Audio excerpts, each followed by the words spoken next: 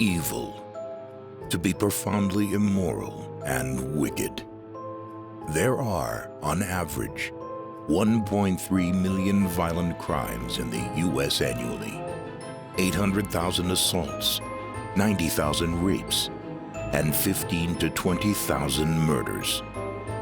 Murderers are not monsters, they're men. And that's the most frightening thing about them. Alice Siebel. Megan, a licensed mental health professional, and her husband, Paul, a police officer, sit down to examine and discuss the nature, the impact, and most importantly, the origins of evil.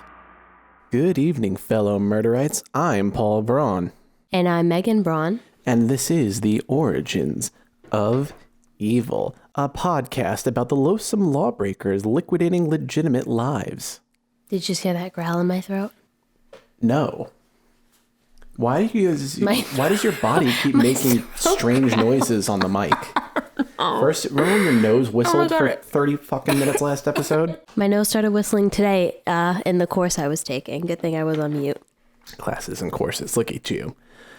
Just continuing your education. Forever. I don't remember what the U's part stood for. Continuing education units. Yeah, sure that. Whatever. I don't know. So, Megan, what have you been up to? Not much. I've been doing so much research for this case that I've actually been having dreams about Morgan Geyser and Anissa Weier. That sounds terrible. I don't want to dream about either of them. And like all parties involved, I'm just like, okay, we have to record this podcast. So dreaming about them, that sounds terrible. It's almost as terrible as that movie we watched this week. What movie did we watch this week? I don't remember. Well, for any Ed Gein fans out there, we watched a film based on him very loosely. You didn't know that? You didn't know the Texas Chainsaw Massacre was based on Ed Gein? Oh my God, that's right. We did watch that. Yes. No, I didn't. Now, to be clear, we watched Texas Chainsaw Massacre, not to be confused with the Texas Chainsaw Massacre or the remake, the Texas Chainsaw Massacre, or the first requel, which was just called Texas Chainsaw. I don't understand why this is confusing for people. I know which ones I was talking about. And I haven't seen any of them except for this one. Yeah, wasn't good. It was fun. It was really violent, but it was really bad. It was like they looked at Halloween 2018 and were like, yo, can I copy your homework? But just change it up a little bit. And it was like when you order something from Wish. That's like what this movie was. Yeah, it wasn't good. I mean, I thought it had like a great lesson though. I don't. Guns aren't the enemy. Oh, woof. So mild trigger warning.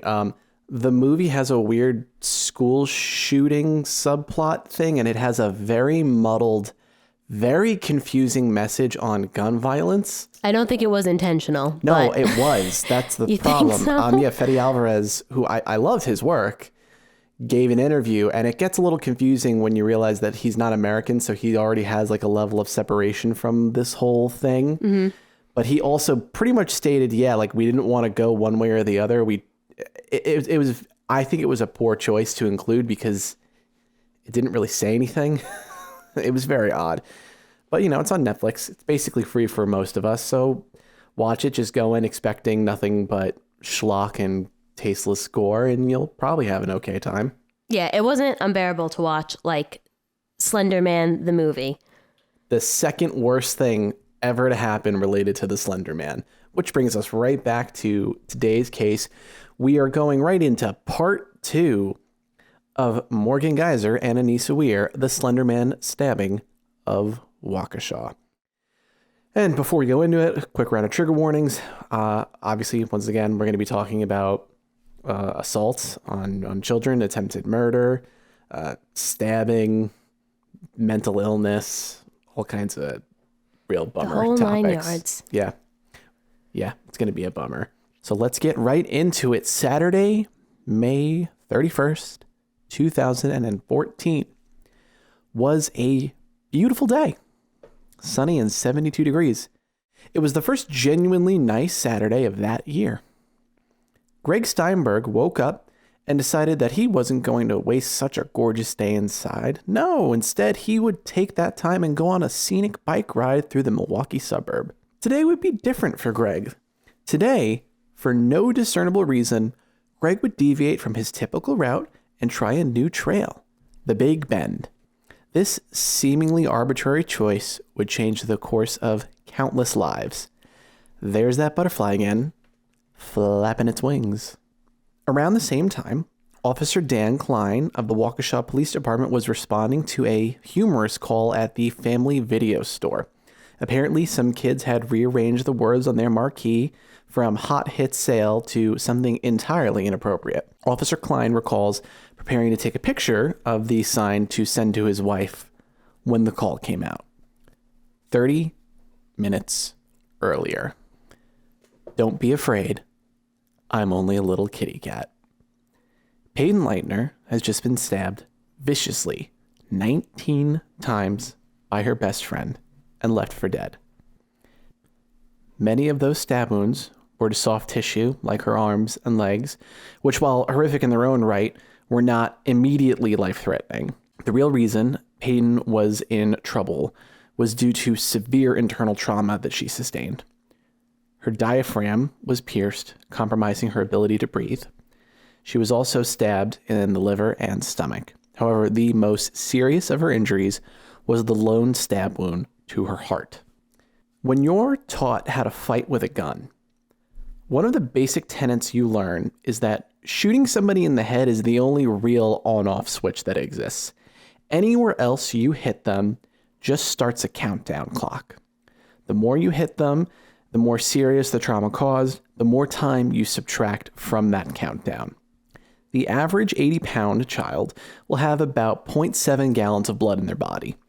So Peyton only has about 2.5 pints to spare before she loses consciousness. And if she passes out in the woods, that's game over. She will die. Yikes. Think about how little liquid that is, Megan. 2.5 pints. Yeah. That's about 5 cups. 5 cups of blood would mean the difference between life and death for her.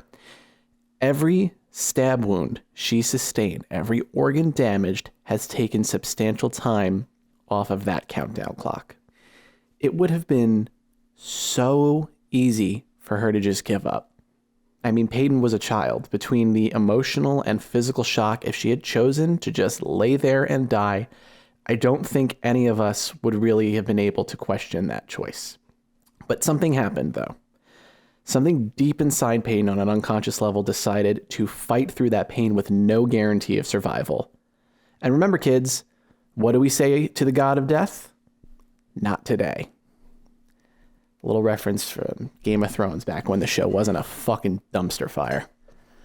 So Peyton is deep in the woods. She's struggling to breathe, and she's losing blood fast. At about 20% blood loss, you can go into hemorrhagic shock. Symptoms can include rapid breathing, weakness or fatigue, and confusion. 30 to 40% is when her body will have a traumatic reaction. If she loses 50%, she'll die. Peyton, showing an unfathomable will to live, pulls herself out of the woods. With every exertion she makes, she inches closer to both her salvation and death. You have to remember that the harder she pushes her body, the faster her heart beats, the quicker she's going to bleed out. So finally, Peyton manages to drag herself to a grassy patch near the dead end of Big Bend Road. Unbeknownst to Peyton, she would have a second stroke of luck happen to her at that moment. Because as she lies on that grassy patch, who else would happen upon his bike but none other than Greg Steinberg? Think about how astronomical those odds are. If the weather was just like a little less pleasant, if Greg had decided to take a walk, or he just chose his typical bike path, she would have not been found alive. That's insane. Yeah, absolutely nuts. So Greg Steinberg has just found a little girl in the woods covered in blood. He has no idea what the extent of her injuries are, or if the assailant is still around. And think about that. He doesn't know that another little girl stabbed her. For all he does know, a grown-ass man could have done this. Someone that could physically overpower him could be armed with a knife and hiding in the woods. But Greg doesn't care about that. He does the right thing, even though he could be putting himself in mortal danger. He steps in and stays to help Peyton. So I'm now going to play some excerpts from the 911 call. 911. What's the address of your emergency? Waukesha County, Lincoln. I'm transferring over a caller on Big Bend at the dead end just south of Rivera. Okay. He came upon a 12-year-old female. She appears to be stabbed. She appears to be what? Stabbed. Stabbed? Correct. Okay. Sir, you still there? Yes. Hi, sir. So are you with this 12-year-old female? Yes, she says she's having trouble breathing. She said she was stabbed multiple times. Stabbed multiple times? Yes. Okay, sir. Are you with her right now? Yes. Is she awake? She's awake. Is she breathing? Yeah, she's breathing. She said she can take shallow breaths. She's alert. Okay, stay with her. We're sending the police department. Don't hang up, okay? Oh, hold on just a minute. Don't hang up. Okay. Okay. Hold on just a minute, sir. We're sending officers. Okay. Is there any assailant around? I didn't even look. I don't see anybody. Okay, stay right with her, sir. Is she on the ground or is she standing up? No, she's laying on the grass. Laying on the grass. Stay right with her. Just let me know if she is remaining conscious or not, okay? Okay. Is there any bleeding going on? Her clothing has got blood on it. Where are the wounds? Do you see where the wounds are? No, I don't know if I should be rolling her over and checking or not. Do you know where? Okay, just stay with her and just let me know if she's conscious or alert or stops breathing or anything. Hold on a minute. I'm bothering you at all? My shade? Okay. You're very Copy. You copy. Somebody will help you. Who did that to you? As the pair wait for help, Greg offers her some water. Peyton then tells him that she's having trouble breathing. It was at this point that the call was dispatched to Officer Klein. The call came over as a little girl stabbed. I don't know how to properly convey this to people, but as a cop, whenever a call comes over and a kid is involved, it just hits different, and it's just worse. Like, don't get me wrong, like when a call comes over and an adult's injured or something serious happens, like we're going to get there and we're going to get there fast, but something about hearing a child seriously injured or a baby not breathing, it just kicks everything up to 11. Yeah, even the dispatcher sounds like shocked. But I remember, when the cop answers a call, he's like, sorry, she's been what? Like, he can't believe what he's hearing. Yeah, because it's so insane that would have happened. So suffice it to say, Officer Klein got there quick. As he approaches Peyton, he introduces himself as Officer Dan, and he asks her if she's okay. She flatly says no. He reassures her that help is on the way. As they wait for the ambulance to arrive, Officer Klein asks Peyton who did this, to which she replies her friend Morgan. She tells Officer Klein that it happened in the woods. Peyton's clothes are cut off to reveal the extent and severity of her injuries. We see all kinds of shit on this job, in this line of work, but things like that, like violence against children, they just never get easier. And Peyton just should not be alive based on the injuries that she has, plain and simple. Before they take her away, she communicated that Morgan had used a 5-inch knife on her. To the officer's horror, the 5 inches she was referring to was not the overall length. It was just the blade. So she's rushed to Waukesha Memorial Hospital to receive further aid, because there's only so much you can do on scene. And when there are injuries to someone's torso, we can tourniquet an arm, a leg. You can't tourniquet a torso. You can do what you can to stop the bleeding, but it's really just damage mitigation at that point. Detective Michelle Trisoni was waiting at the hospital when Peyton arrived. Trisoni recalls Peyton's face expressing extreme pain. Trauma surgeon Dr. Brian Huxdorf was on call that day. When Peyton arrived, her blood pressure was dangerously low. As the hospital staff did their work, Detective Michelle Trisoni must confirm Peyton's story. Now, why would she do that? I'm sure many of you are thinking, Jesus, woman, not the time or the fucking place. So, Megan, why do you think that she would opt to do that then and there, literally while they're working on her? In the event that she passes away and they don't get the names of the perps? Yeah, to be blunt, they're doing it because the police think that her death is a real possibility. Or as we would say, she is likely. Likely is a term that we use, meaning that the person is likely to die.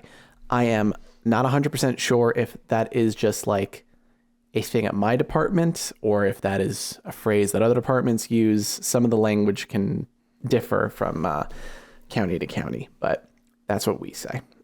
So in the event of her death, securing an accusatory instrument, i.e. a statement, is paramount in making sure that justice is done on her behalf. So Trussoni confirms Peyton's story, and we now know that there are two outstanding in this case, Morgan Geyser and Anissa Weier. While the officers on scene hold their collective breath, hoping that she'll pull through, they now have a job to do. They need to find Morgan Geyser and Anissa Weier. So first things first, Detective Michelle Trussoni has to make a notification to the Leitner family about what has transpired. These suck. There is no getting around it. They are just the absolute fucking worst thing you can do. There's no easy way to deliver devastating news to a family. I have personally found that the best way to do it is just to very plainly state what has happened. And after you get all the information out there, you can offer your condolences, but I've often found that it really doesn't make a difference.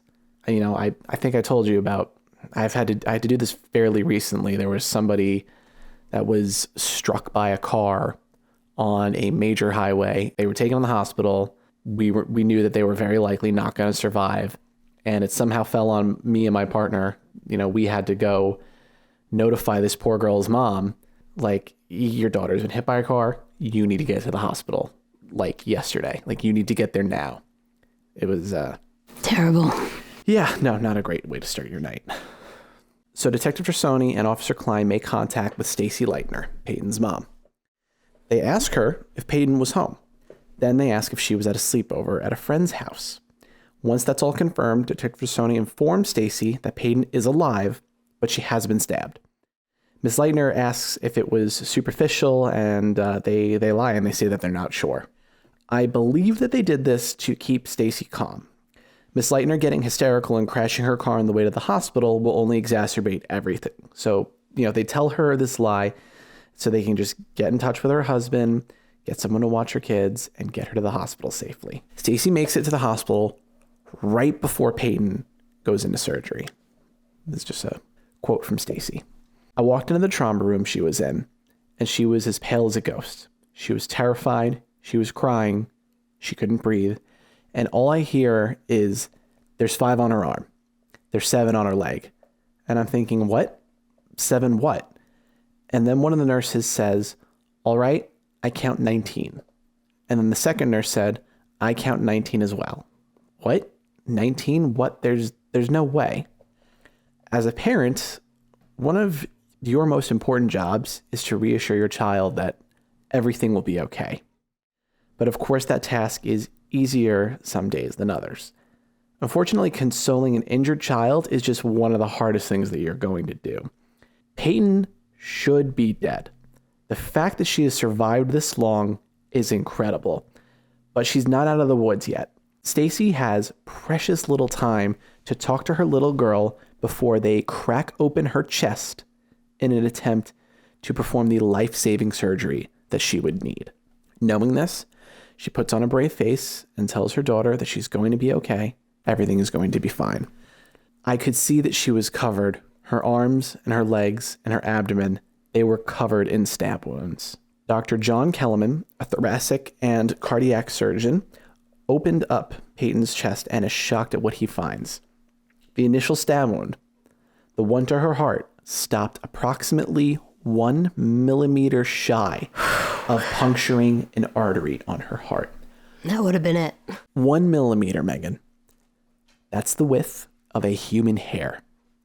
That almost imperceptible distance was the difference between Peyton escaping those woods that day.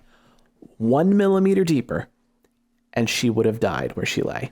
The lack of oxygen to her heart would have caused a major heart attack, and she would have died in a matter of minutes. Miraculously, after 6 hours in surgery, Peyton Leitner is still alive. After the surgery, she was intubated, and she could only communicate by writing.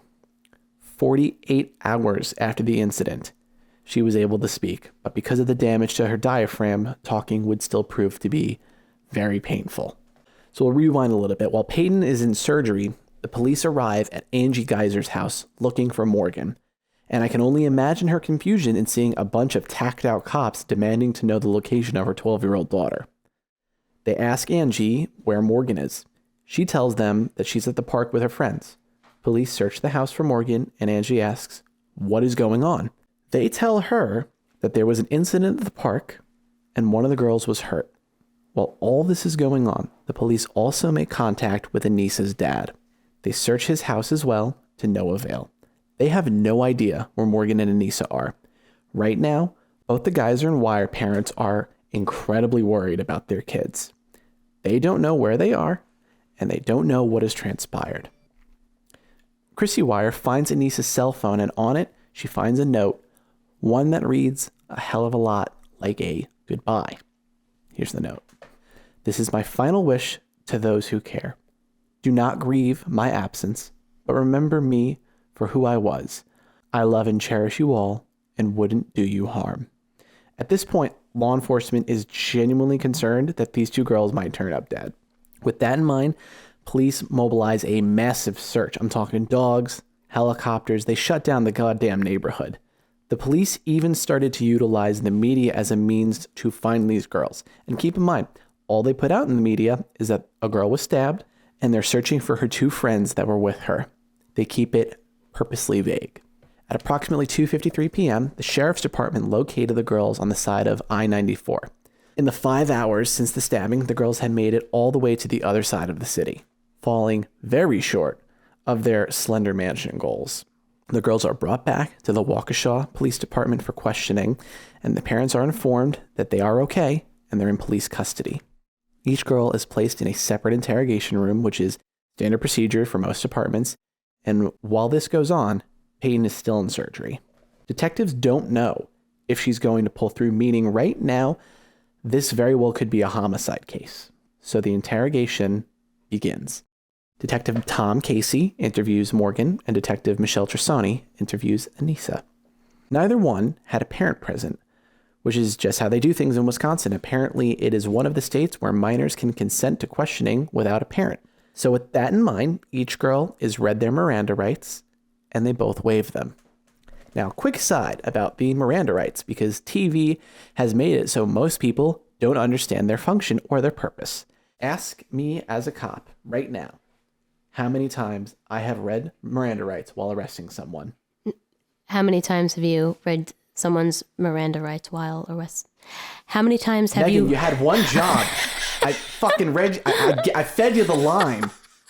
Wait, who's right? No, I'm kidding. Who's Miranda? How many times have you read someone their Miranda rights while you've arrested them? Rarely, unless it's a DWI. Most people believe that Miranda rights are conditional to somebody getting arrested, and that's actually not the case. So let's quickly go over them. You have the right to remain silent. Anything you say can and will be used against you in a court of law. You have the right to an attorney. If you cannot afford an attorney, one will be provided to you. Do you understand the rights as I have read them to you? Dun dun. Okay, so as a police officer, the only time you Mirandize somebody is when they're in your custody and you're going to interrogate them. It is part of questioning somebody. So there's this fallacy that if you don't read somebody their Miranda rights when you arrest them, that they can just like walk free later on a technicality. And that's patently false. That is just some bullshit they made up for drama on movies. So the reason that you read them with a DWI is because you're going to have to ask them questions in regards to what they drank tonight. And like that needs to be admissible as court evidence. So they need to understand that they, number one, don't have to fucking answer any questions if they want. And number two, that they have the right to say, I'm not going to say shit until I get an attorney. You know, that's functionally what that is. However, if you are arrested and you just start saying shit to me as a cop, that is what is known as a spontaneous utterance. And that can be used because I didn't ask you shit. If you just start saying stuff to me, boom, I can totally use that, especially with body cameras. So enjoy that. So back to the case in mind. Both girls are interrogated as they have waived their rights to remain silent and their rights to representation. Anisa presented as very nervous and upset, whereas Morgan came across as very calm. Morgan is currently in an interrogation room, covered in her friend's blood, and she's dancing. No less than 6 hours ago, she stabbed her best friend 19 times, and she seems bored. This is where Morgan does something that I find both chilling and infuriating. I'll play the 2 clips because you need to hear her childlike inflection to truly grasp it. Do you know what happened to Bella? What happened to Bella? Is Bella like your friend? She's not Anisa. She's the one who was stabbed. Stabbed? I'm not really sure. Is she dead? I don't know. She was taken to the hospital. Maybe no. What? I was just wondering. So you like Bella pretty much? You've ever been mad at her? She was my only friend for a long time because. Why would you hurt your only friend? It was necessary. What do you mean necessary? I don't know. Somebody told you that? The way she shakes her head no when she finds out that Peyton made it to the hospital and might survive, it's just crazy. Like, what do you see when she does that? I mean, obviously she's shocked that she's alive, and I feel like it kind of shows like she intended to kill her. Yeah. And is perhaps disappointed that she didn't. I mean, if I stabbed somebody 19 times and I found out they survived, I think I would have a similar level of like, you gotta be kidding me. So I want you to keep in mind that the detectives conducting these interrogations have no idea why this crime happened. They are assuming that there are conventional reasons for this heinous violence. So imagine their surprise when the girls start to talk about a man that made them do it. A faceless man. A slender man. The gates just open up and it all comes pouring out. Anisa talks about the creepypasta wiki, wanting to become proxies, how Morgan came up with the plan to kill Peyton, how they were convinced that the Slender Man would kill their families if they didn't follow through. All of it is just out there. And while Anisa is very forthcoming, Morgan is more reserved and quick to shift the blame to Anisa. While comparing notes, the detectives are able to verify that the sequence of events match up. However, finer details are different. To be blunt, Morgan just blamed Anisa for all of it. And Anisa said that the whole thing was Morgan's idea.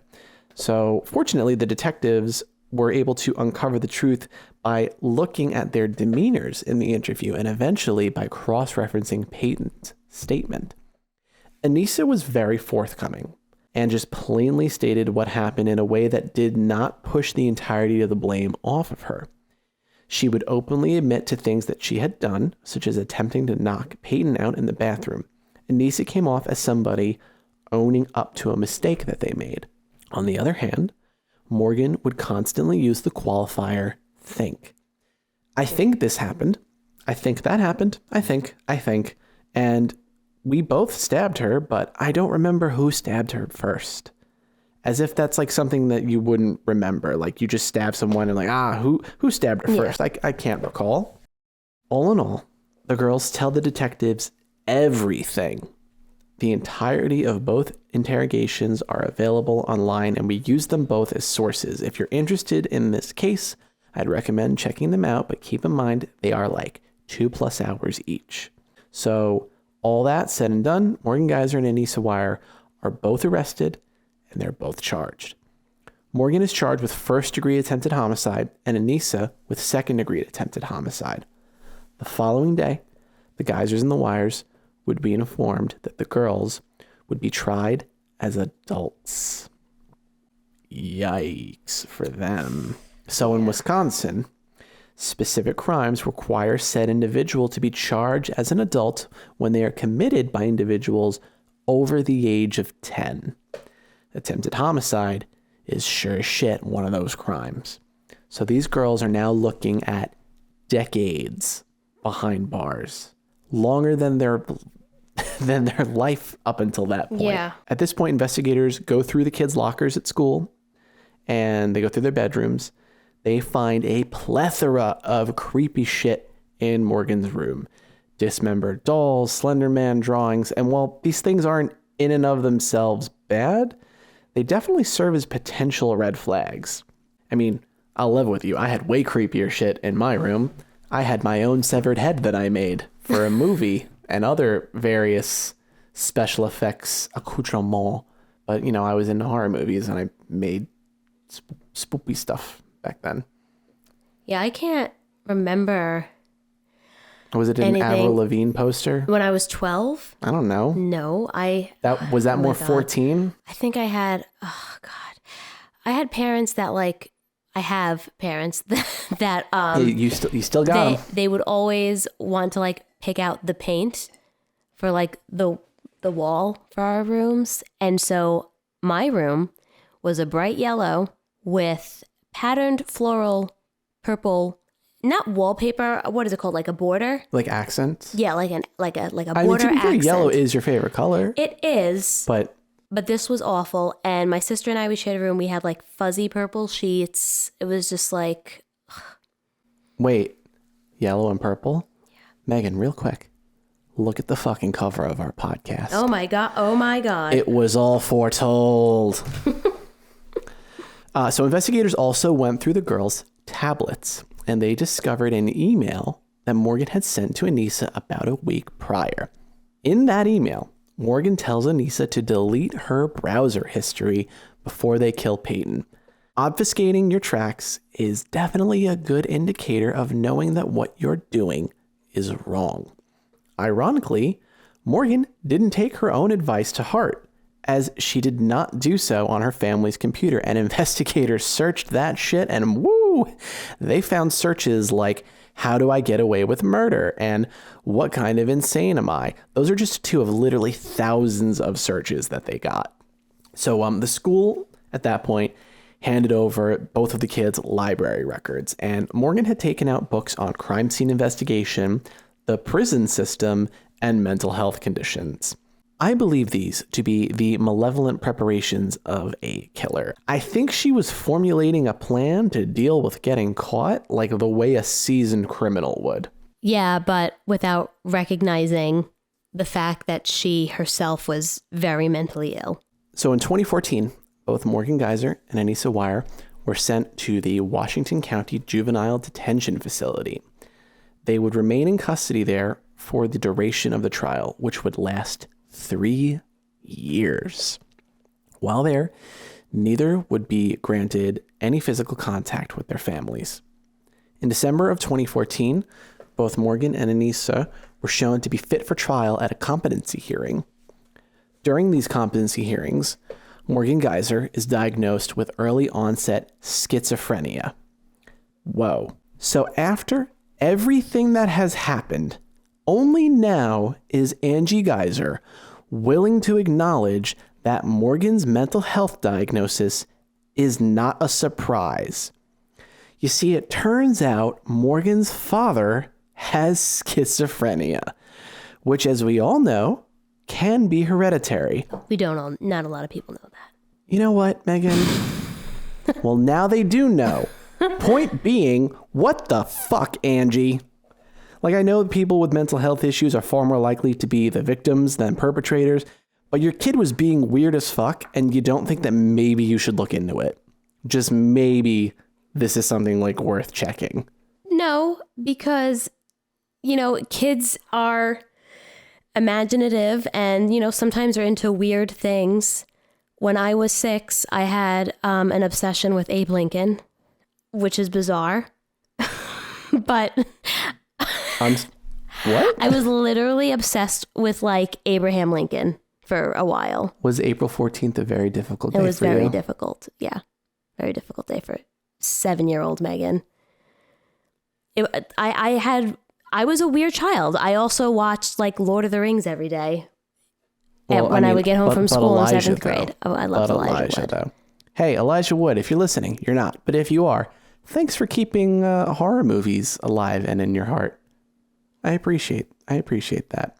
I'm going to get into a little more about what it means to actually like recognize early warning signs and why I don't really believe that they would have been able to tell that she had this very rare, very severe mental disease. Yeah. So the trial drags on for another year, and during that time, both families fight to move the trial to juvenile court. Ultimately, in August of 2015, Judge Barron made the final decision. The two will stand trial as adults. Both Morgan and Anisa plead not guilty by reason of insanity. 2017, Anissa Weier is the first of the pair to go to trial. To say that this was a media frenzy is an understatement. I mean, everyone was just losing their fucking minds when this was going on because it was just such a crazy story. Yeah. Like, you very rarely see somebody try to kill their friend, but to see it done by literal children, it's just, you don't see that. In a surprising reversal, Anisa pleads guilty to being a party to attempted second-degree homicide, effectively cutting a deal. At this point, functionally, a second trial happens. This is to determine whether or not she will go to jail or a mental health facility. 3 different mental health professionals testify in her defense. The jury deliberated for 11 hours, and Anissa Weier was found not guilty by reason of mental disease or defect, and is committed to a mental institution for the maximum sentence of 25 years. Now, I feel like when people hear, oh, you know, they're found not guilty and they're just going to a hospital, like, that's not much better. Yeah. Like, being in a mental institution, you're in a treatment setting, but you're still locked up. Like, yeah. You still have a very strict schedule you have to adhere to. You still can't see your family. You can't. Yeah. I mean, you get to hang out with young Danny DeVito, but that's it. What? You never saw One Flew Over a Cuckoo's Nest? No. Oh, the whole thing is Jack Nicholson is in jail, and then he like pleads insanity to get moved to a mental hospital, but then he realizes like it's not that much better there. Yeah. And then he tries to go back to jail, and then he realizes, oh, once you're here, they can just kind of keep you here forever. Like, your previous sentence is not equated. It's a good movie. We should watch it at some point. So yeah, she was sentenced to the maximum 25 years. Now we move on to Morgan's trial. Anissa's trial really set the tone for Morgan's. To be blunt, Morgan was way more mentally ill in an obvious way than Anissa was. So if Anissa was found not guilty due to mental defect, there is no fucking chance that they're going to get a conviction with Morgan. Just zero. And the prosecution, they know that. They know that they're fucked at this point. So they end up striking a deal. Geyser is given the maximum sentence of 40 years at Winnebago Mental Health Institute. 40 years. So where are they now? Well, every 6 months, you have the ability to petition for release from a mental health facility. So Anissa Weier has been doing just that. March 10th, 2021, at a court hearing, Weier, who was 19 at the time, submitted a letter to the court stating that she was, and I quote, sorry and deeply regretful for the agony, pain, and fear I have caused. She also said, I hate my actions, May 31st, 2014, but through countless hours of therapy, I no longer hate myself for them. On July 1st, 2021, Waukesha County Judge Michael Boren ordered Weier to be released from Winnebago Mental Health Institute.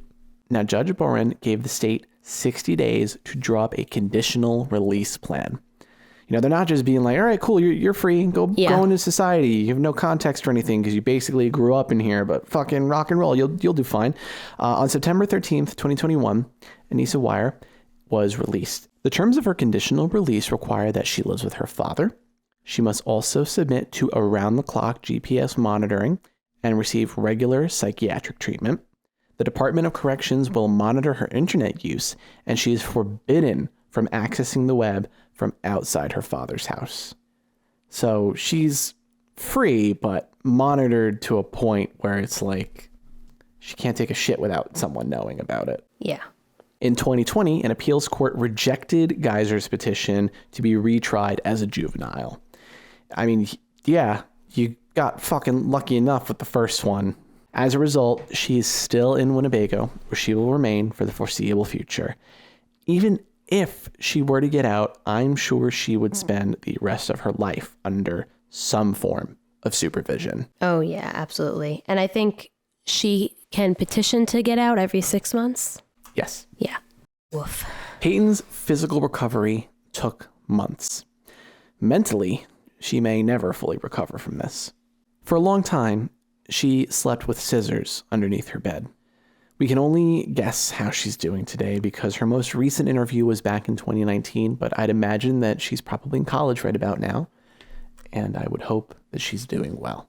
Yeah, I mean, in the 2020 interview she gave in 2019, she seemed really... well-adjusted. Yeah, like well-adjusted, like really positive and understanding like the impact that it's had on her, but not letting it pull her back from anything or hold her back from anything. A nice note too, the first responding officer, Officer Dan Klein, actually ended up becoming an SRO at her school, which is a school resource officer. So he got to kind of be around her a lot, as I would imagine he would be some source of comfort for her, you know, kind of like a little guardian to help her finish school and all that. And that is it for the timeline. That is the case. It's a crazy timeline. It's absolutely wild. A lot of back and forth. Absolutely wild that things shook out this way. But where does that leave us? It leaves me feeling conflicted, having some questions. I know that you're going to get into the psych part of everything, but some of the questions I have just off the top of my head are, do you think justice was done? Do you think it was an appropriate sentence? Should they have been in a hospital? Should they have been in prison? Do you think they believed in the Slender Man? Do you think they believed that what they were doing was real? Those are just, I know that you're going to answer most of them throughout your thing. So feel free to take over. Yeah, well, I mean, I think the justice, was justice served? I think it's very subjective. First and foremost, I think of what it must feel like to be Peyton, right? Where you are almost killed by your best friend and another friend of yours.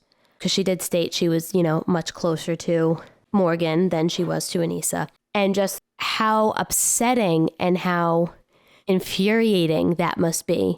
And then to have the world watching this case of two significantly mentally ill children attempt to kill their friend and having people that are, petitioning to them to be tried as juveniles and to seek mental health treatment over jail. Like, I can imagine her being like, it doesn't matter. Like, I don't care that they're mentally ill. I don't care that they're 12. These girls tried to kill me. Yeah. I don't want to sympathize or empathize with them. Them being mentally ill doesn't make me any less fucking stabbed. Yeah, or like any less of a victim, I would imagine that there's probably some anger on her behalf too, to see people try to lay the blame on the internet and be like, oh, these girls didn't have iPads, they didn't have access to the internet. To see people legitimately make the argument that, oh, yeah, the internet made them do this. Being exposed to Slender Man made them do this. Yeah, no, people have committed crimes like this before the internet. The son of Sam literally was taking, commands from his neighbor's dog. Yes, but that was a cute fucking dog. I'm just saying dogs be saying some shit though. A little cockapoo runs past the yard and is like, shoot the guy at 7-Eleven. I wouldn't, but there'd be a good 20 seconds where it's like, well, maybe, but maybe. And then, I also feel really terrible for Anisa and Morgan's parents. Automatically, everyone's like, well, where were you when your kid was on the internet? And it's like, okay, is everyone just like standing around while their child uses like their laptop or tablet, like watching what they do 24/7? No. And listen, as much as I was like taking a dig at Angie before a little bit, I feel like I can call you Angie. I feel like we're on that level now. I've seen you in so many documentaries I've seen and YouTube I've clips. seen your hair get progressively shorter. Things like schizophrenia don't typically, to my understanding, manifest that young to begin with. So there's really not a reasonable expectation that she would have been able to know that, right? No. It's very, very rare. And, you know, just because someone in your family has a mental illness doesn't automatically mean that the first sign of some sort of questionable or abnormal behavior means, oh my gosh, this person must have this because their dad has this. Yeah. What's the phrase that we always use? Correlation doesn't equal causation. Yeah. They're not grown adults, right? These parents have to watch their 12-year-old children either, you know, go to jail or be institutionalized, and they don't get to raise them. Yeah. There's so much basic milestones that they're just gone. Yeah. And then, you know, with the juvenile and the adult court, I understand why they went with the adult court, and I understand that even Peyton was like, an adult crime equals adult court. But it's just, it's terrible because, you know, at least with like, I think a couple of the mental health professionals on the case bring up, peer support is an important part of adolescence, being amongst your peers and whatnot. And, you know, this needs to happen in a mental health setting. And Morgan, I'm pretty sure, is the youngest resident at Winnebago where she is. She's with adult women. And for someone who already can't connect or was having difficulty connecting with people her age, you know, it's just, it's really sad to Yeah. Well, I mean, she had Spock and Voldy and Snape to keep her company. Yeah. Right? We'll talk more about that after I read the psych part. Moving on to everyone's favorite part of the podcast, the psychology of it all. Woo! As you know, we've already mentioned, this case is incredibly psych heavy. There was so much information to comb through. Guys, she's been literally working on this for like 3 weeks. I've watched all their trials, or not their trials, their hearings, the documentary. I've tried to read like some court report. I'm just like, my brain is like totally fried. Like I said, I've been having dreams of them just at their hearings. Nothing like significant where we're like friends or hanging out. Hanging out with your families? Yeah. Having yourselves a party? Birdemic. Don't watch that movie. I put it together. I hope it makes sense. It is very heavy on the psych portion, so I hope you're into that. Hope you're interested in a little education on some disorders today. So without further ado, let's start with Anisa. So it's July 2014.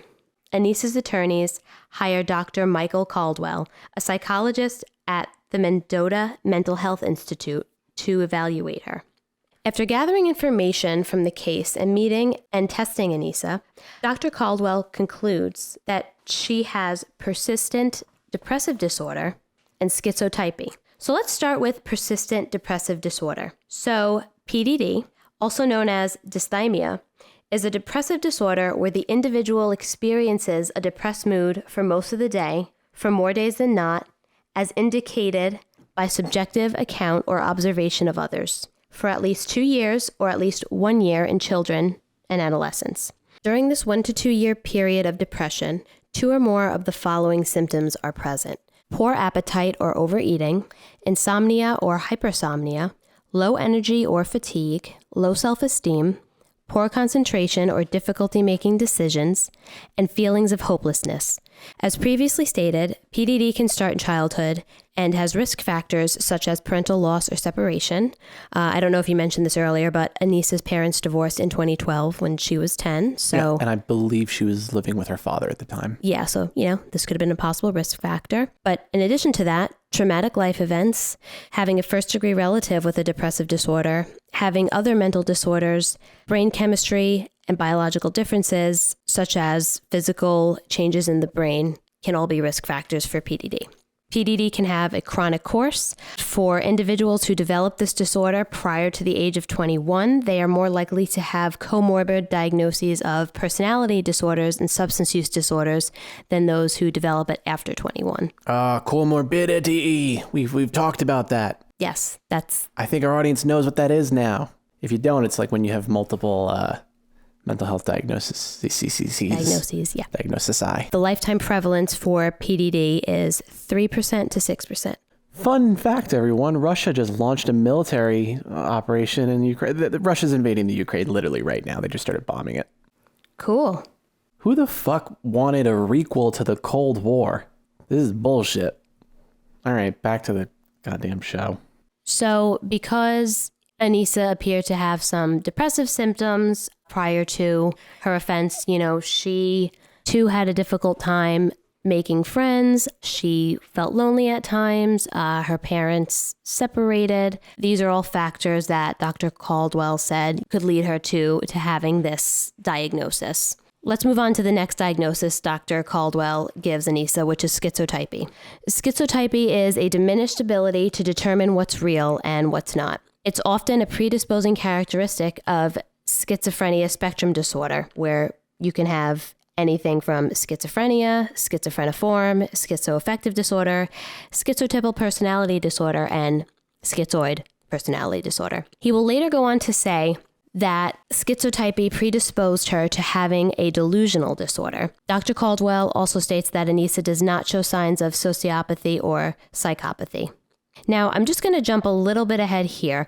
After meeting with Anisa for further evaluations during her sentencing hearing in 2017, Dr. Caldwell will assess Anisa as having schizotypal thinking. Now, if you listen to the Lauren Giddings episode, you'll remember that I discussed schizotypal personality disorder, which is essentially a personality disorder characterized by odd behavior, thoughts, and perceptions. These individuals are often seen as eccentric or bizarre.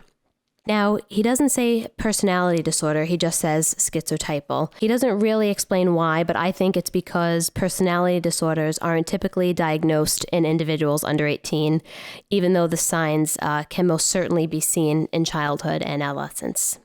In 2016, Anisa is evaluated by forensic psychologist Dr. Melissa Westendorf, who testifies on behalf of the defense during Anisa's sentencing hearing in 2017. Dr. Westendorf diagnoses Anisa with other specified schizophrenia spectrum disorder and other psychotic disorder, delusion symptoms in partner of individual with delusion disorder. What the hell did you just say? I honestly, my eyes glazed over a little bit. Yeah. So for all intent and purpose, we are going to refer to this diagnosis as shared delusional disorder, or folie à deux, which is madness of two. The DSM-4, it was called, I think, like shared delusional disorder or shared psychotic disorder, but when the DSM-5 came along, they changed it to that long diagnosis. Why do they keep doing that? Shell shock really got to the point, and now you're adding hyphens and shit and stripping all the humanity out of everything. Like, I understood shared delusion disorder. I can grasp what that is. And even Dr. Westendorf during her trials, like, I'm going to refer to this as shared delusional disorder, so I don't have to repeat this sentence every time I talk about it. Pouring out for the DSM-4 guys. So what is shared delusional disorder? Shared delusional disorder is a psychotic disorder shared between at least two people or more. One of the individuals has a more overt psychotic disorder where they experience more symptoms affiliated with psychosis, such as hallucinations, delusions, mood changes, and cognitive slowing, to name a few. The secondary person may not experience any of these symptoms, but the one thing they experience is the same delusion.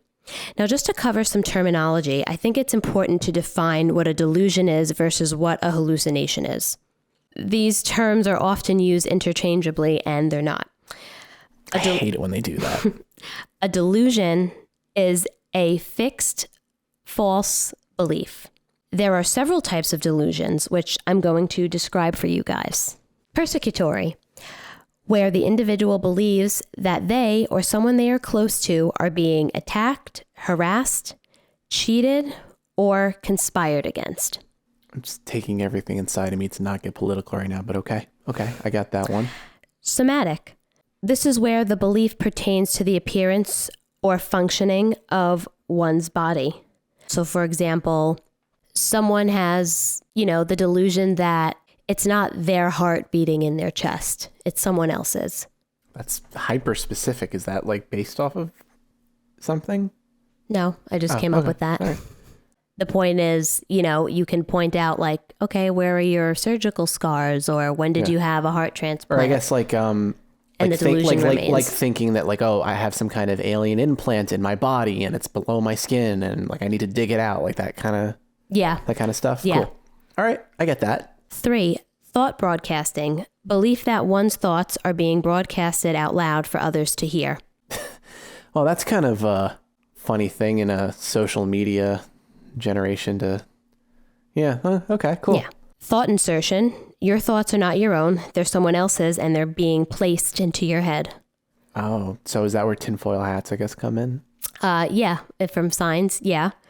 A lot of clients with this delusion, they'll think that the TV is sending them messages, or the radio is trying to place like thoughts in their head. And that's how you get a shot John Lennon. Do you guys want another shot John Lennon? Then cut that out. Right? The book made him do it. Would that I don't count? I don't remember. I thought he did it because of the book Catcher in the Rye. I don't know enough about. It was Mark David Chapman. I don't know. I know his David name. Markman. I know his name, but I don't David know Markman? what happened. Okay, next. Okay. Bizarre involves a phenomenon that the person's culture would regard as physically impossible. Slender Man is real. Jealousy. One's sexual partner is unfaithful. Grandiose. Inflated worth, power, knowledge, identity, or special relationship to a deity or famous person. So, God or Beyonce, one of either, really. Yes. Yeah. Erotomanic. Another person, usually of a higher status, is in love with the individual. These last like 3 or 4 that you mentioned, I don't know why, they're really making me think about Kanye West. Yeah. I mean, there's certainly some delusions there, but there's a lot to unpack. That's a whole nother conversation. Yeah. Mood congruent psychotic features. The content of these delusions are consistent with typical themes of a depressed or manic mood. So with depression, you're having delusions around feelings of inadequacy, guilt, nihilism, maybe thinking that you deserve punishment for something you didn't do. And then there's mood incongruent psychotic features, which is content that's not consistent with typical themes of depression or manic mood. So it's flipped, where it's like, a depressed person is maybe having delusions that they can conquer the world and whatnot. Being controlled. Your feelings, thoughts, impulses, and actions are being controlled by an external force. Delusions of reference. Events, objects, or other people in the external world are seen as having a particular and unusual significance. So, Ed Sheeran drops an album, and you think that it's a love letter to you. That would be an example of this type of delusion. Wait, you're telling me Divide wasn't about me? I'm sorry it was not. And then there's mixed type, which are, delusions of more than one type. Now, let's talk about hallucinations, now that we got delusions down. Hallucinations are experiences that involve the perception of something that is actually not present. There are several kinds. Auditory, perception of sound. Gustatory, perception of taste. Geometric, these are visual hallucinations involving shapes such as tunnels, spirals, and cobwebs, and color. Olfactory, perception of odor. Somatic, perception of a physical experience localized within the body. So where, a delusion, like you were saying, Paul, you might think, okay, there's a microchip underneath my skin and I have to dig it out. A hallucination would be, I can feel electricity running through my body.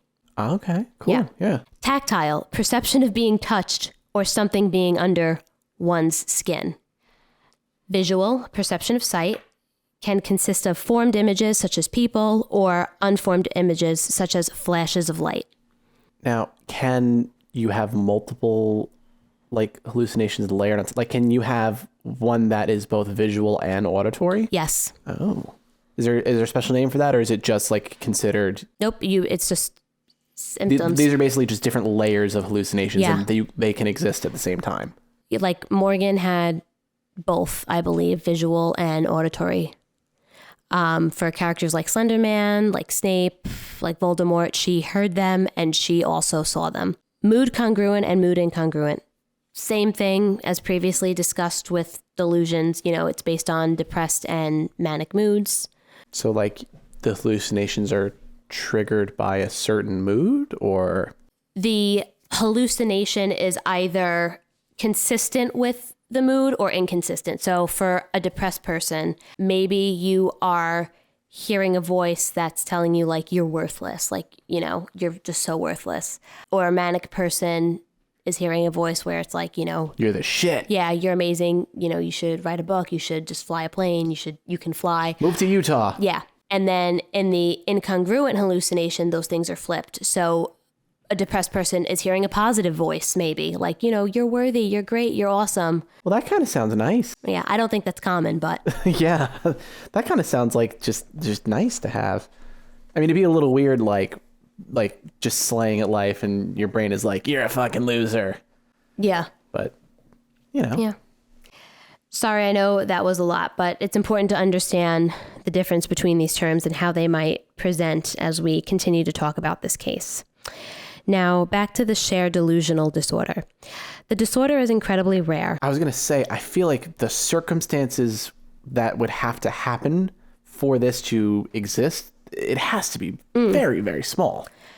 It's so rare that case studies are the only psychological literature available to study it. A case study is an in-depth study of a person, group, or event. Now, I mention this because even though case studies provide incredibly qualitative and detailed information, their results usually cannot be generalized to the wider population. So it really is very individualized, and it just goes to show you, like, there's just not enough availability out there to do a formal study. Shared delusional disorder requires a special relationship. It's commonly seen among spouses, parent-children, and sibling relationships. It's even more rare amongst children. So what made Morgan and Anisa's relationship so special? Well, I think that these two were lonely, possibly perceived as bizarre or misunderstood by their peers, and they bonded over these similarities. The delusion shared by Morgan and Anisa is Slender Man. The delusion that he's real, the characters affiliated with him are real, and we have to kill our friend in order to become proxies and live in his mansion.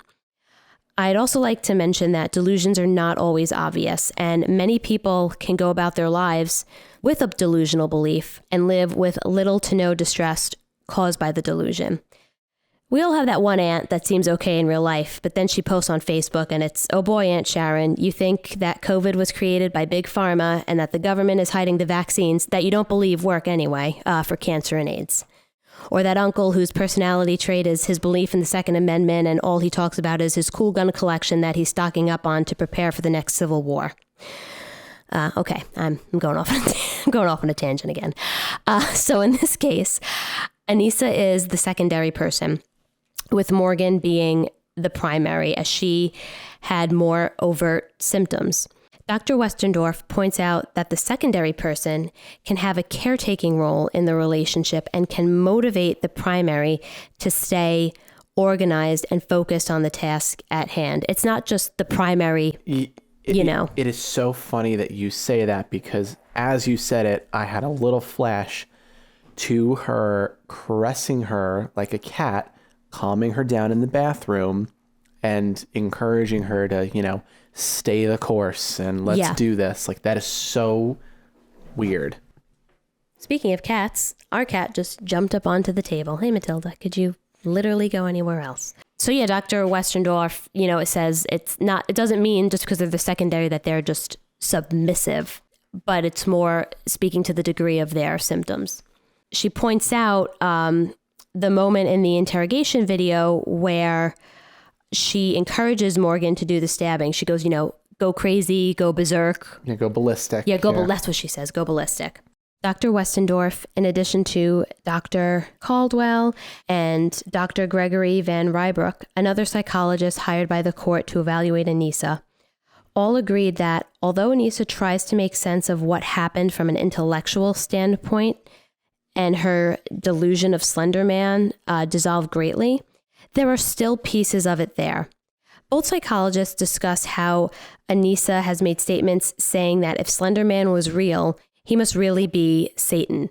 She also believes that Jeff the Killer, I guess this is another character in the Slenderverse. No, he's just another creepypasta character. He's stupid. Well, she also believes that Jeff the Killer is still a real person. Judge Bowen also obtained a report prior to her sentencing hearing that she made a Ouija board and was talking to spirits. She remained heavily influenced by her peers. It's also important to point out that delusions may not go away for everyone. They merely change over time. So, moving on to the prognosis of this disorder. It's difficult to estimate. For the secondary, being separated from the primary in addition to being prescribed antipsychotic medication and going to individual psychotherapy has been found to be effective.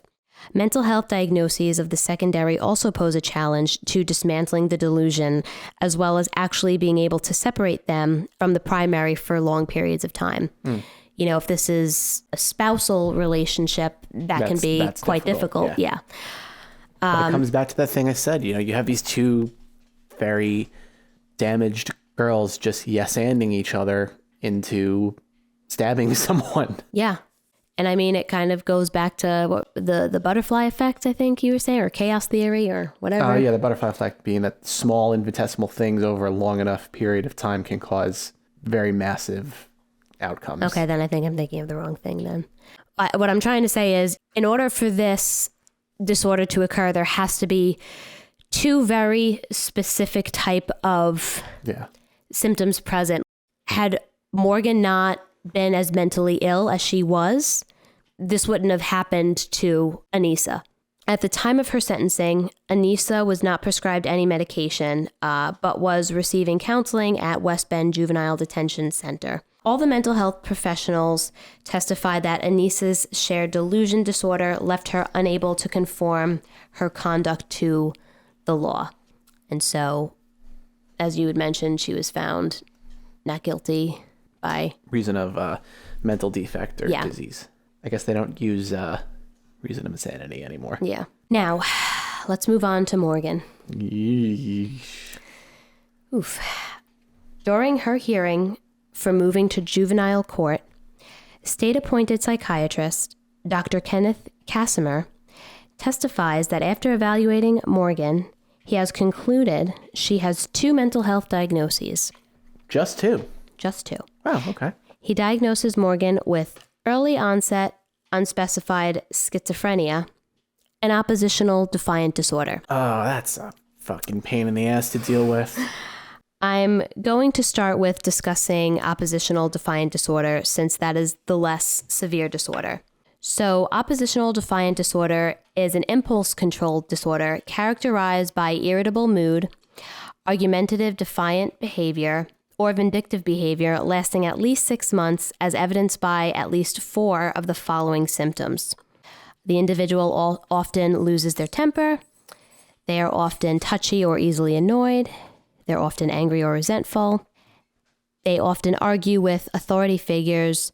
They often defy or refuse to comply with requests or rules from authority figures. And they often deliberately annoy others as well as blame others for their mistakes and misbehaviors.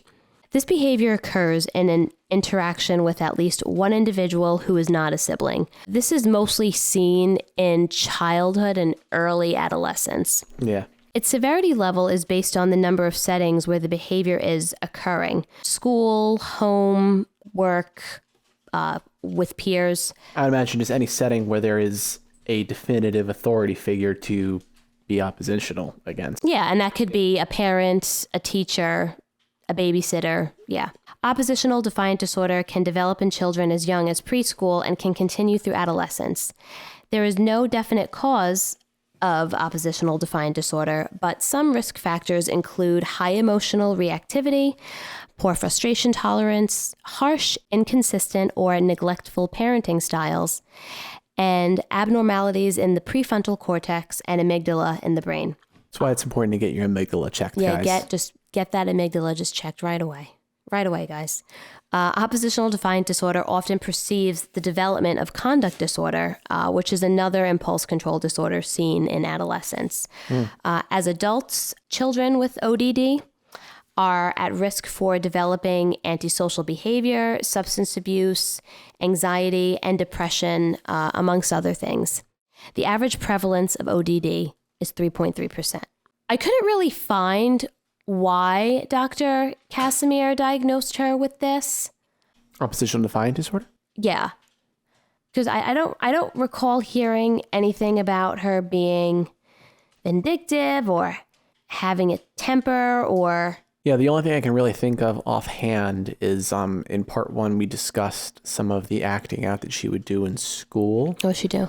Like, it was very, like, it came off as attention-seeking behavior where she would, like, say that Snape was chasing her, although she might have actually been having, hallucinations at that point.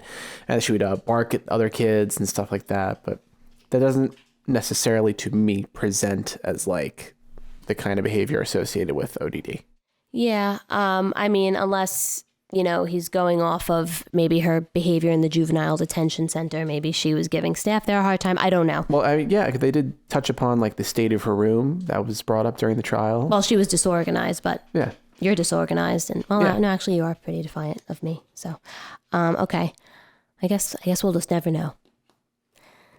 She knows that I'm very self-conscious about my prefrontal cortex, and she brings it up to spite me in front of all of you.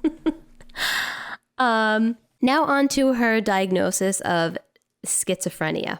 Yeah, this is the main show. This is the big. This is the Mac Daddy diagnosis. First, here's what schizophrenia is not. Schizophrenia is not a split personality. Wait, it's not like. I don't want to spoil. You know what? Fuck you. You should have seen Fight Club by now. It's not Tyler Durden. They never said he had schizophrenia, by the way, but it's not that. No, that's not schizophrenia. Actually, Key and Peele, when they had their show, they did a funny skit where I think, oh my God, Peele is a doctor or he's a patient. I don't know. He does a skit where he goes, "You have schizophrenia," and he goes, "No, I don't. Yes, I do." Like, and it's just like funny because it's like that's clearly not what schizophrenia what is. It is. Yeah. But yeah, that's not what schizophrenia is. So I just wanted to put that out there. Schizophrenia is a chronic psychotic disorder where the individual experiences breaks in reality.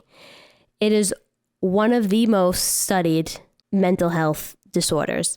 I mean, I can see why, like on a purely like speculative level, like it's interesting. Yeah. It's interesting, and I don't want to say the word cool, but it's a fascinating thing to have a quantitative, like, I can see shit that you can't see, but like legitimately I can see things that you cannot see. Like, that's interesting. I can see why it's studied so much. These breaks in reality can consist of both positive and negative symptoms.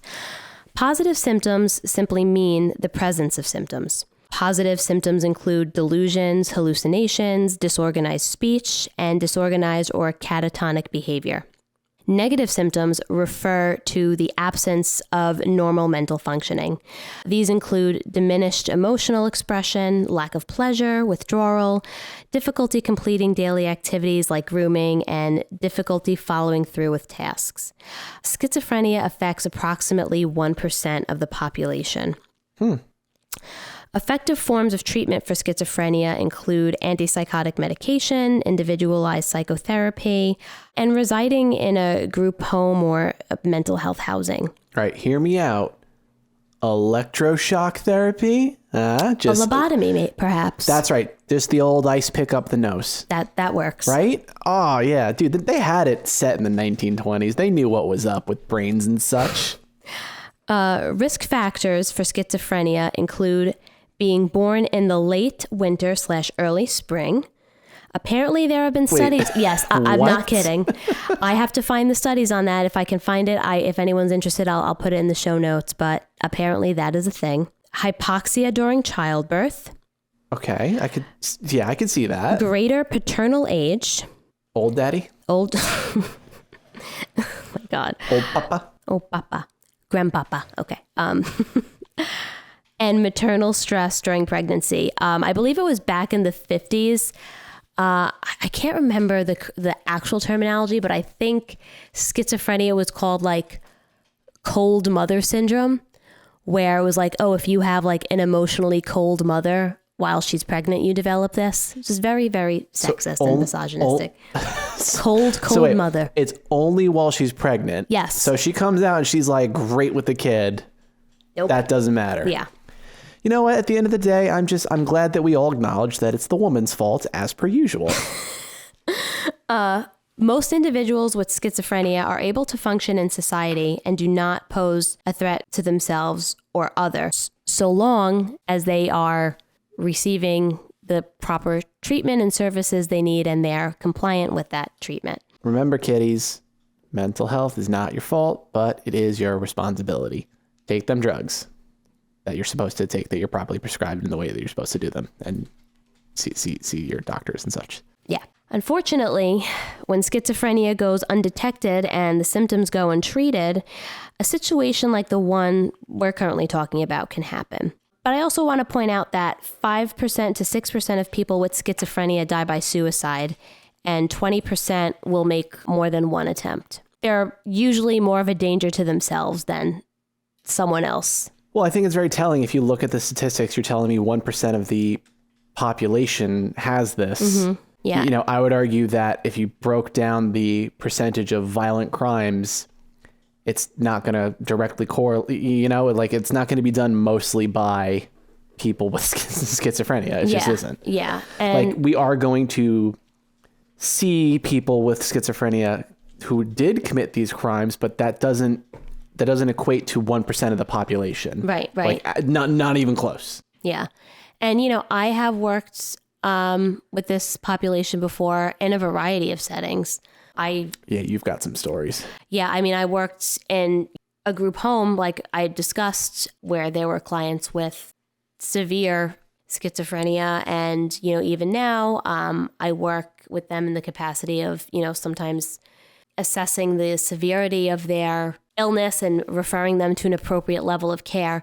And most of the time, the most common issue I see is the auditory hallucinations, command auditory hallucinations, saying, you know, kill yourself, hurt yourself, harm yourself, and they're, you know, seeking help for that. If you don't mind me asking, and stop me if this question doesn't make any sense, when you talk about the severity of schizophrenia, is it a matter of the level of hallucination, like the kind of hallucination, or is it a question of the frequency of that hallucination? So like what justifies severity? The level? Yeah, severity. It's frequency, I'd say definitely, because, you know, and so when I worked in the group home, right, I worked in two houses, one where the clients had more severe symptoms, okay, and one where the clients weren't actively psychotic, but from time to time, you know, they'd say, you know, Megan, I'm seeing colors again, or I'm hearing that voice every couple of weeks.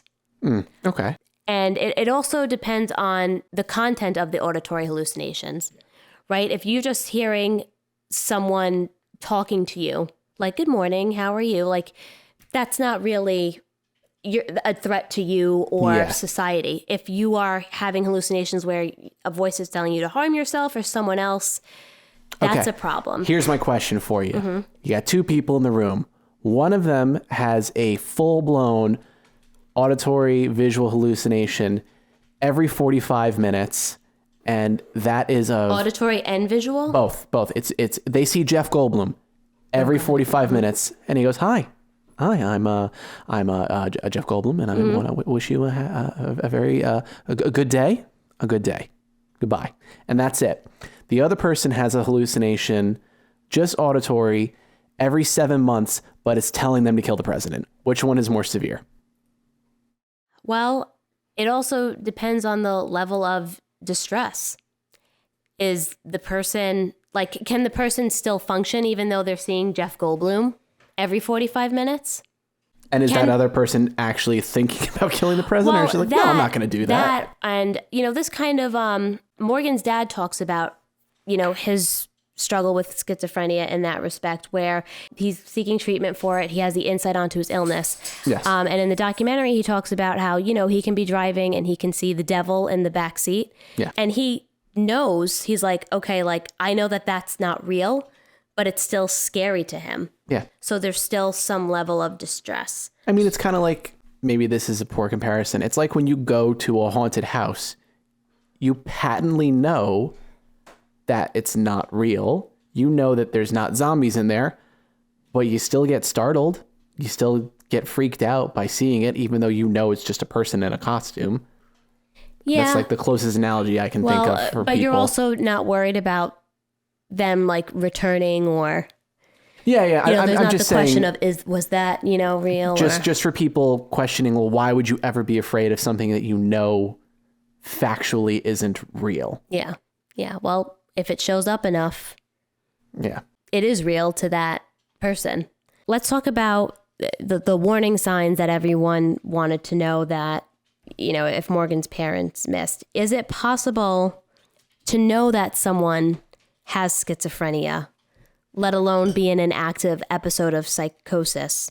I mean, no, you know, again, just because someone is psychotic or delusional does not mean that they have this disorder. There are a lot of risk factors or a lot of reasons why someone can be psychotic or delusional. Drug use is a huge risk factor, but also, you know, and drug use, I mean like substance induced, like hallucinations and whatnot. Psilocybin, that good stuff. And it's hard to point out in children because children, you know, they engage in fantasy play. They're imaginative. You know, like I said before, sometimes they're not always interested in things that we might not find normal, like, you know, bizarre, like, okay, like my kid is interested in Slender Man or whatnot. Our son's currently obsessed with Encanto.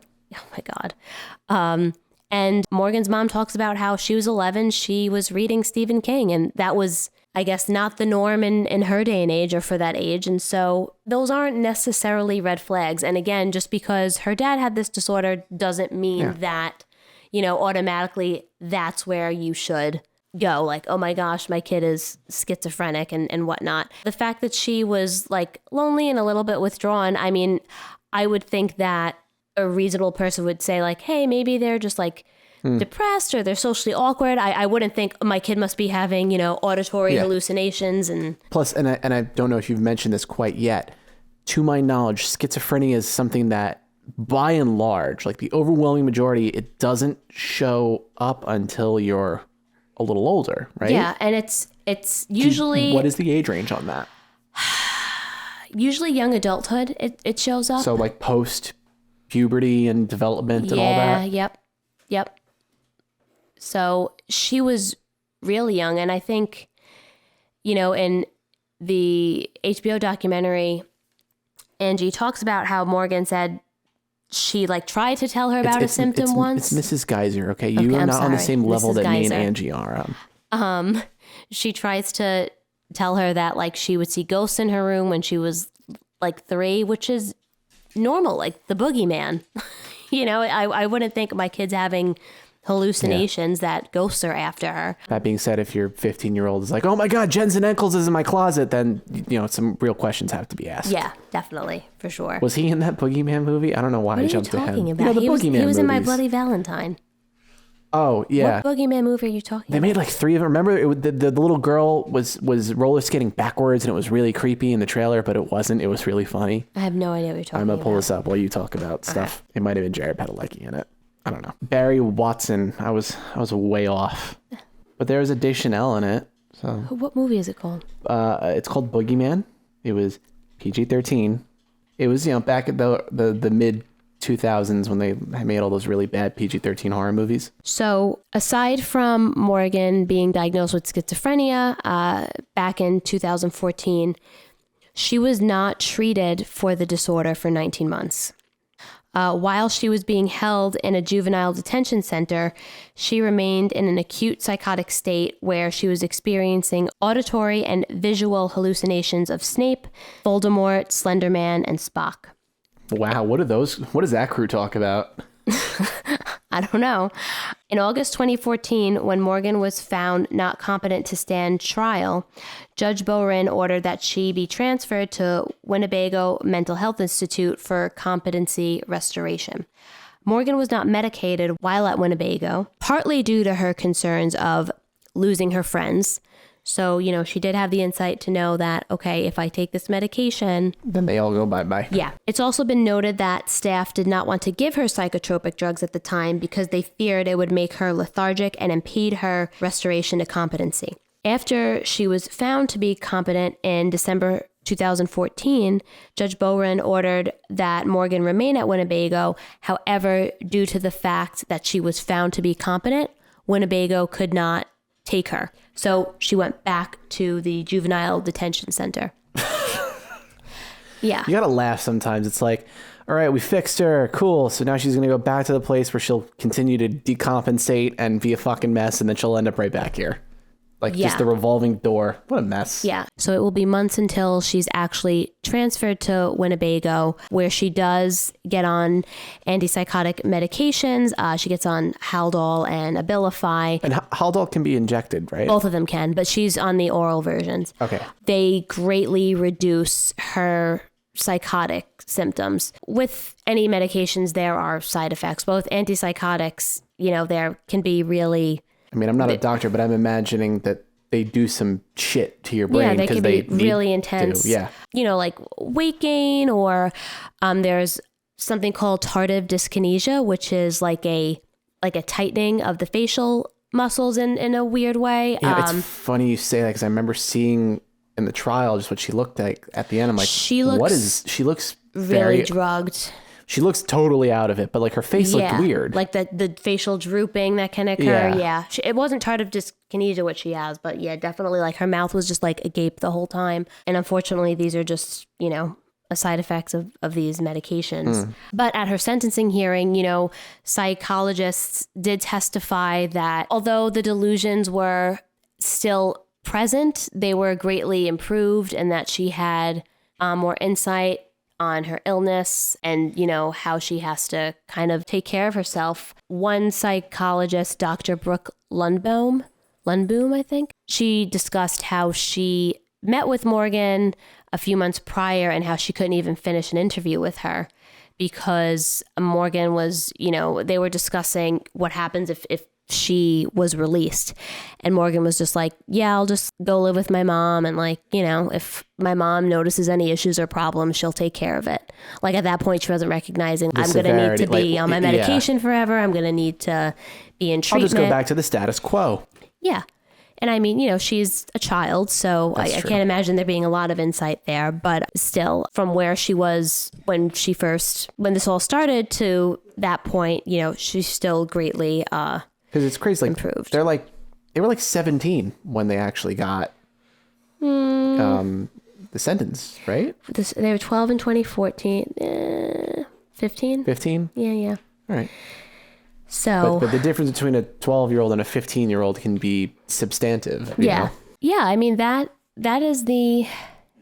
all the stuff I have on, the psych stuff. I'm leaving out a lot, but there's so much. I would assume that the stuff you're leaving out is just not, necessary. Yeah. It's a lot about like competency and how psychologists and psychiatrists determine if an individual is competent or not and how their mental health plays a role in that. And that is just something that I'm not qualified to do. I don't have like experience in that. So yeah, that's like a hyper specific it was thing. And the hearings, they're so long, and then half of it is just them asking the provider, okay, what's your degree and did you type your resume? It's like, for God's sake, somebody throw a pie. Yeah.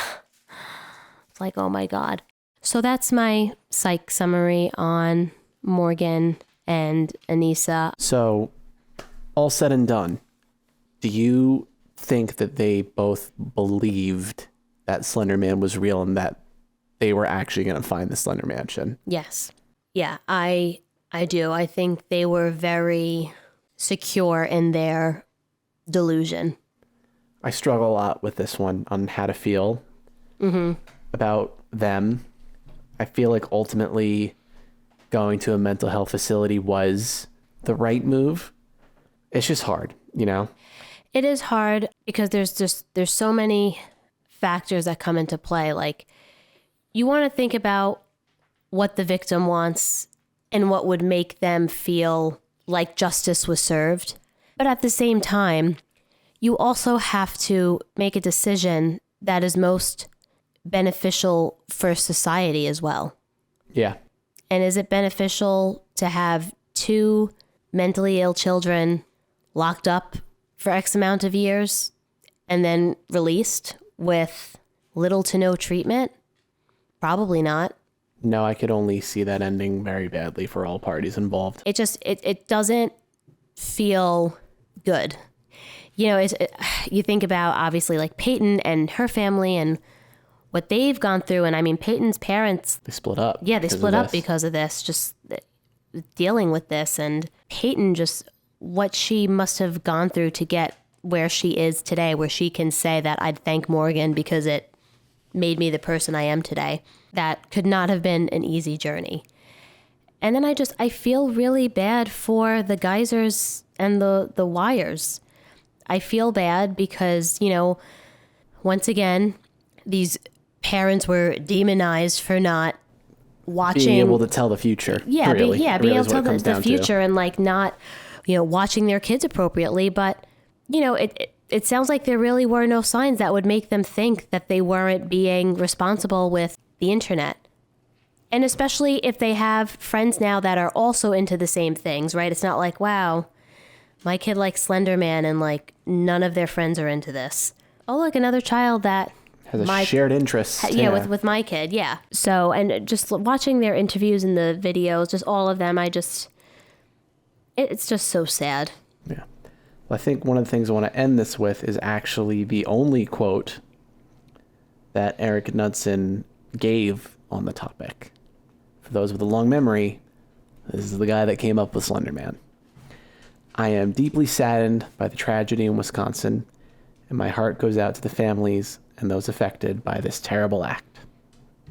That's really all you can say. I'm honestly surprised he even said that, because just as the creator of this character, he's so far removed. Yeah, I'm just kidding. No, I mean, that's got to be... Yeah. Once again, traumatic events, they happen in ripples, right? Like they affect everything in ripples. It's not just Peyton and her family or Morgan and her family or Anisa and her family. It's society. It's the officers that had to interview them. I think the officer that interviewed Morgan, I can't remember his name, but I think his daughter had like the same birthday and was maybe like a year older than her, and he's just like, imagine like being like, this could Casey, be my kid. Yeah. The surgeon that had to crack open her fucking sternum and open her rib cage to save her life, like. Yeah, the person that I forget his name, Gary, who found Peyton. Greg, I'm sorry, Greg. Yeah. But just, you know, thinking you're going to go out for just a nice bike ride and finding a child nearly stabbed to death on the side of the road. Like, what do you think that did to him? Yeah. It's just awful. Yeah. And there are just so many aspects with this case. You know, there's people who want to talk about the effect of the internet on the kids, or they want to talk about kids being tried as adults or being interrogated without their parents there. Like, there's just so many ways to look at this. But at the end of the day, you had 2 very mentally ill little girls who just did something horrible. And it almost doesn't matter all the other noise around it. Like, at the end of the day, like, Hayden Leitner got stabbed 19 times by her best friend and somehow made it out alive. But that's it. That's I think all we have to say on the subject. Yeah, just like I said, watching everything was just really heavy, and in like a lot of murder cases, not that there's someone to root for, right? I'm not like, I want this person to go to jail. There's a more definitive bad guy in a lot of these. Yeah. And here, I mean, there is a bad guy, but there are extenuating circumstances. And even just saying that, I feel terrible for Peyton, because I would want people to be like, no, this person stabbed me. They should go to jail for the rest of their life for almost killing me. They didn't think about me. Like, that's it. But you can't think like that. Yeah. Because that's more revenge than justice, and things get complicated when we start going down that path, and it's just hard. It's very hard. Very, very sad. I don't like it when we do the gray cases, Megan. I like the black and white ones. God damn it. This is also the first one we're doing that's a two-parter, so, you gotta understand, we've spent the last month entrenched in this. Just nothing but the goddamn Slender Man and these two kids. It's so sad. Maybe we'll pick a more simple one. Parents, just please watch your children. Please stop being bad parents and, putting on the TV so you can take a shower or cook. Yeah, it's just awful. It's just awful when you give yourself any amount of respite. How dare you? Our son watched Encanto 7 times today. He demands it. Yeah. He goes, Canto. He's 20 months. Yeah. He's very into the family madrigal. I think it's his Puerto Rican side coming out. It's confusing because they're Colombian, but I don't think he quite grasped the granular differences that exist there. So that's it. That's all we got. A quick roundup on the Tulpa competition we did. There were only 2 submissions. One was for the Scungili Man, which was just blatantly stole from last podcast on the left. And the other was for the Pee Pee Poo Poo Man.